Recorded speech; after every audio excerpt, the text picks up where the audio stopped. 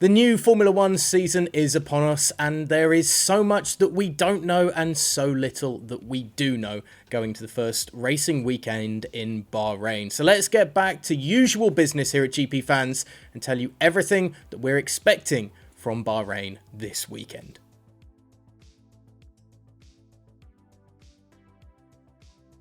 After a thrilling victory last season in the Drivers' World Championship, Max Verstappen will want to lay down a marker in the opening race weekend of the 2022 season. While the dust may never truly settle on the finale in Abu Dhabi last year, a strong winter testing period that saw Verstappen stand out on the final day in Bahrain last week sees the Dutchman as many's favourite to retain the title. A win this weekend starts the season off perfectly. Ferrari have been right up there with Red Bull Racing for plaudits received this winter, with the Scuderia showing reliability and pace across Barcelona and Bahrain testing. While Carlos Sainz continues to play down their chances, everyone else is seeing them as at least the second strongest constructor on the grid.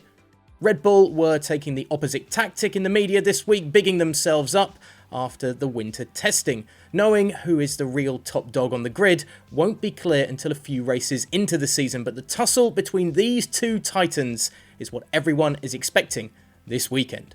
Mercedes are talking down their chances ahead of another season opening race, with Lewis Hamilton suggesting his team won't be competitive for wins in the early races of the season.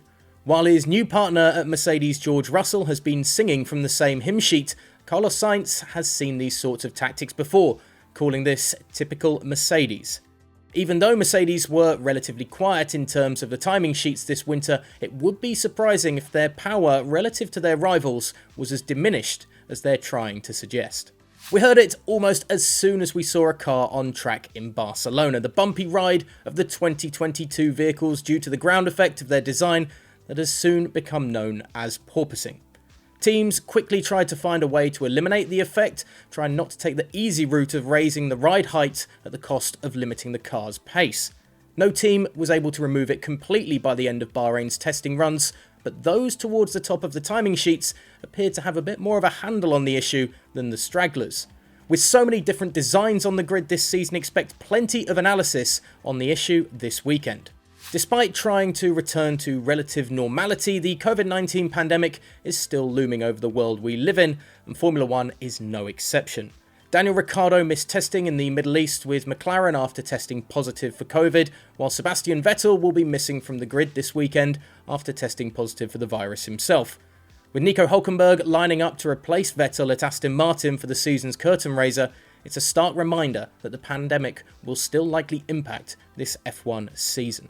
So what are you looking forward to in Bahrain this weekend? Do you just want to get back to racing like the rest of us do? Let us know in the comments section below. Follow us on gpfans.com for all the live blogs across the weekend's action, and at GPFans Global on Twitter and Instagram as well.